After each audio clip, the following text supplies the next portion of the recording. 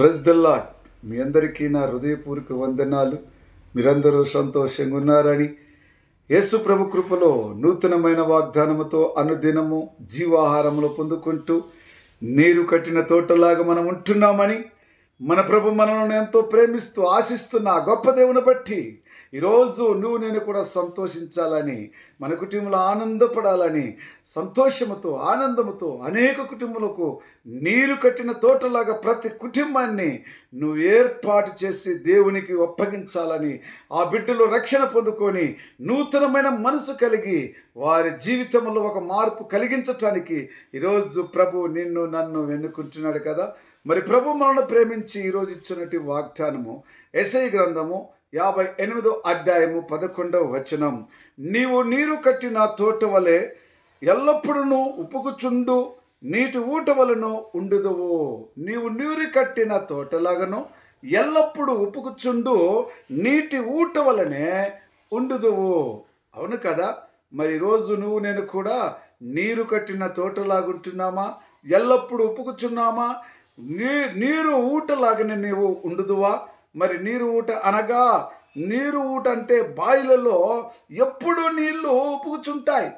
ఆ పైనంతా మురికి పాసిపట్టి ఉన్నట్టు ఆ బావిని కూడా కింద నీటి ఊట ఉప్పుకుచుండటం వలన అదేమవుతుందంటే పైన మురికి పట్టినట్టు ఆ బావిలో పాసి పట్టినట్టు ఆ బావి అంతా కూడా, ఆ నీరంతా కూడా ఏమవుతుందండి? తెల్లగా పాలులాగా ఆ నీటిని మార్చుతున్నది.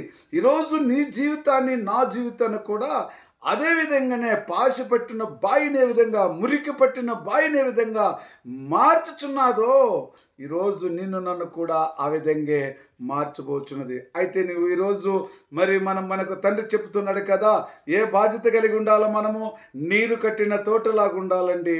అంతేకాకుండా ఎల్లప్పుడూ ఉప్పుకుచుండాలండి. అంతేకాకుండా నీటి ఊట వలన ఉండాలండి. దేవునికి స్తోత్రం. ఈరోజు ఆ బాధ్యతలు కలిగి నువ్వు నేను ఉంటున్నామా?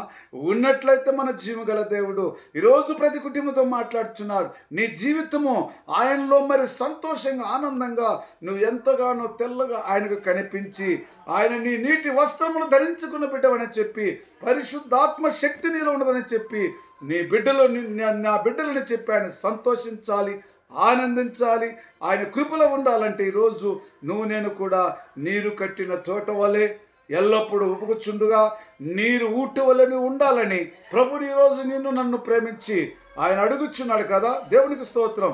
ప్రార్థన చేసుకుందాం.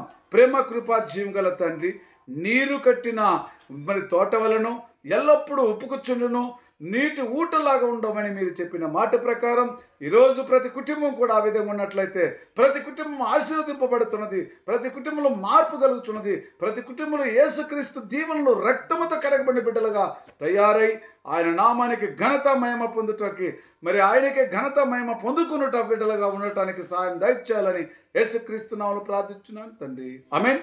Praise the Lord. God bless you.